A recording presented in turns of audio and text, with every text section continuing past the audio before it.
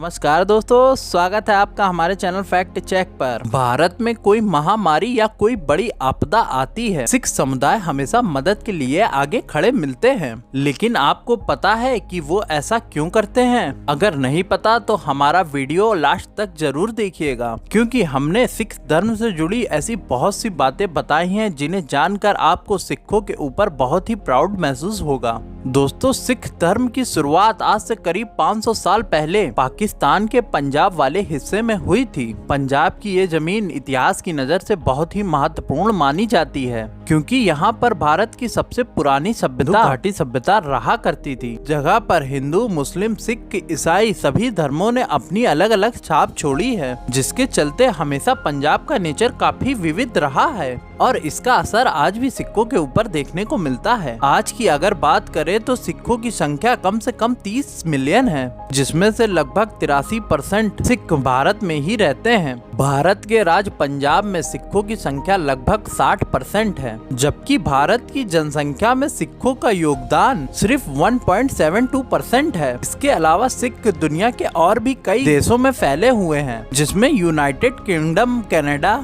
America, Australia या Malaysia जैसे देशों के नाम शामिल हैं। आपको ये जानकर बहुत ही हैरानी होगी कि सिखों की संख्या भारत के बाद कनाडा में सबसे ज्यादा है। इस समय कनाडा की जनसंख्या में सिखों का योगदान लगभग 1.5% है। दोस्तों, सिखों में कुल 10 गुरु हुए हैं। ये धर्म उन्हीं गुरुओं की शिक्षाओं पर आधारित है। इस धर्म में सभी गुरुओं का अपना अलग अलग महत्व है और इसमें सबसे ज्यादा महत्वपूर्ण गुरु नानक जी को माना जाता है। ये सिख गुरु होने के साथ सिख धर्म के फाउंडर भी हैं। गुरु नानक साहब का जन्म 1969 में पंजाब के नानक साहिब शहर में हुआ था, जो कि आज पाकिस्तान का हिस्सा है। उनके बारे में बताया जाता है कि वो जन्म से ही काफी अलग थे। दरअसल वो बचपन से ही बड़े आदमियों की आवाज में हंसते थे। ये चीज उनको लोगों से अलग करती थी। बड़े होने के बाद गुरु नानक जी सुल्तानपुर चले गए और वहाँ शाही भंडार में देख रेख की नौकरी करने लगे। नौकरी के दौरान वो लोगों के अंदर फैली हुई बुराई,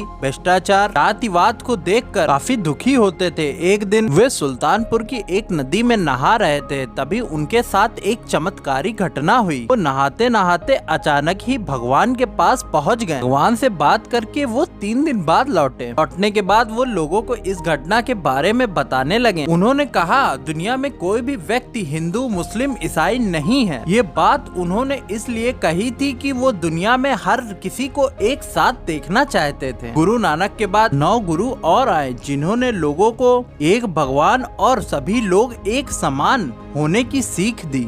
गुरु गोविंद सिंह इस धर्म के 10वें और आखिरी गुरु थे, जिन्होंने खालसा सिखों को 5 चीजें केस, कंघा, कड़ा, कछेरा और कृपान हमेशा पहनने और अपने पास रखने को कहा था। इसका पालन करने वाले बहुत से सिख दुनिया के अंदर आपको दिख जाएंगे। इसके साथ ही सिखों के धार्मिक ग्रंथ गुरु ग्रंथ साहिब को आखिरी रूप दिया था और आज सिखों में यही ग्रंथ जीवित गुरु के रूप में माना जाता है। इस ग्रंथ के पहले 2 शब्द एक ओंकार है, जिसका मतलब ये है कि ईश्वर केवल एक है और वही सबसे बड़ी और सबसे सच्ची वास्तविकता है। एक ईश्वर में आस्था होना सिख धर्म की सबसे बड़ी आस्था मानी जाती है। सिखों का मानना है कि ईश्वर का ना कोई रूप है, ना कोई आकार, ना वो स्त्री है, ना वो पुरुष। तो हर जगह हर चीज में मौजूद है, जिसको शब्दों में बयां करना असंभव है। गुरु नानक हमेशा इस बात पर गौर देते थे कि एक ईश्वर को अलग अलग तरीके से समझा जा सकता है। किसी के लिए ईश्वर भगवान विष्णु हो सकते हैं, तो किसी के लिए अल्लाह या कोई भी अन्य नाम जिसमें लोगों की आस्था हो, वो भी गुरु नानक का ईश्वर हो सकता है। इसलिए भगवान सच्चा है, किसका भगवान झूठा, लोगों को इस बात पर लड़ना नहीं चाहिए। दोस्तों, सिख धर्म में लोगों के कर्म के अनुसार स्वर्ग या नर्क में जाने पर आधारित नहीं है, बल्कि इस धर्म में धरती पर लोगों के जीवन को ही नर्क माना जाता है,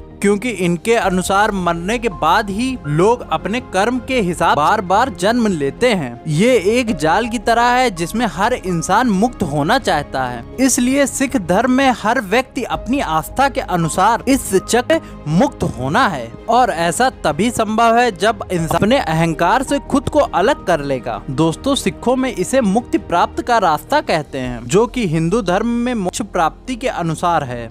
दोस्तों सिखों का ऐसा मानना है लोग माया के जाल में आकर ईश्वर से अलग हो जाते हैं। आपकी जानकारी के लिए बता दे, जो भी चीज इंसान को ईश्वर से अलग करती है वो माया कहलाती है। गुरु नानक कहते हैं कि माया इंसान और ईश्वर के बीच में एक दीवार है जो 5 चोरों से मिलकर बनी हुई है। इन 5 चोरों के नाम बस, क्रोध, लालच, लगाव और अहंकार है। ये हर एक सिख का कर्तव्य है इन 5 चोरों से बचकर अपना जीवन बिताएं, क्योंकि वह इन 5 चोरों को जब तक नहीं छोड़ता तब तक उसे मुक्ति नहीं मिलती है। गुरु नानक कहते हैं दुनिया में जितनी भी परेशानियां और मुसीबतान के अहंकार और माया की वजह से होते हैं, वो कहते हैं कि जो भी व्यक्ति माया के चक्कर में फंस कर अपना जीवन बिताता है, सिखों में उसे मनमुख कहा जाता है। और वहीं जहाँ जो इंसान 5 चोरों से बचकर अपना जीवन बिताता है उसे गुरुमुख कहते हैं। दोस्तों गुरु नानक देव ने ये बताया था कि सिख धर्म के 3 पिलर हैं और इन पिलर में बताए गए तरीकों को फॉलो करके आप गुरुमुख बन सकते हैं। सिख धर्म के पहले पिलर का नाम जपू है, जिसका मतलब है ईश्वर यानी वाहे गुरु का नाम जपते हुए हमें हर रोज ध्यान लगाना है। इसके बाद दूसरा पिलर है किरत करो। इसका मतलब कड़ी मेहनत करते हुए हमें ईमानदारी से अपना जीवन बिताना है। और आखिरी में तीसरा पिलर आता है वंड चकू। इसका मतलब यह है कि अपनी कमाई हुई संपत्ति को दूसरों से शेयर करना है। इसके अलावा सिख धर्म के सभी लोग अपनी संपत्ति को और धन को सभी लोगों में साझा करते हैं। साथ ही सिखों द्वारा गुरुद्वारों और कई जगह पे चलाई गई संस्थाओं पे चलाए जाने वाला लंगर भी वंड चकू का ही हिस्सा है। गुरुद्वारे में हर जाति, धर्म और किसी भी तरह के लोगों को लंगर खाने के लिए अनुमति होती है। दरअसल सिख धर्म के लोग अपने अंदर के अहंकार को खत्म करने के लिए गुरुद्वारे में आए हुए लोगों की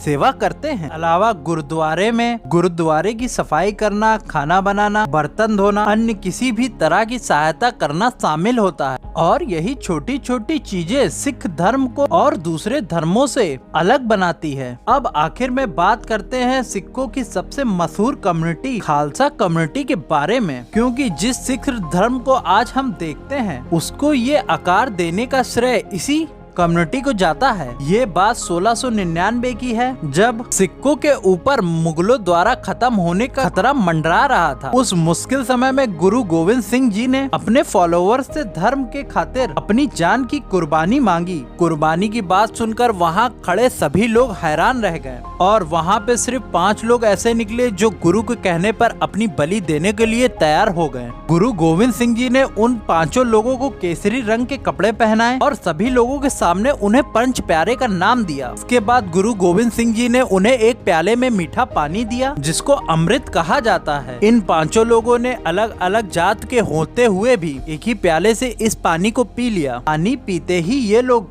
एक नई कमेटी का हिस्सा बन गए जिसको खालसा का नाम दिया गया है। इन लोगों ने अपने नाम के आगे से जाति सूचक वर्ड हटाकर सिंह सरनेम अपना लिया। पुरुषों की तरह महिलाएं भी इस अमृत को पीकर इस कम्युनिटी का हिस्सा बनी और उन्हें कौर सरनेम दिया गया। इस तरह से एक कम्युनिटी सामने आई जिसने सभी लोगों को जोड़कर सिख समाज बना दिया। आज भी बहुत लोग इस धर्म को अपनाने के लिए और सिंह सरनेम और कौर सरनेम अपनाने के लिए गुरुद्वारे में इसी प्रक्रिया से गुजरते हैं। बाकी दोस्तों आज के लिए इतना ही। वीडियो अच्छा लगा तो लाइक, शेयर और सब्सक्राइब करना मत भूलिएगा।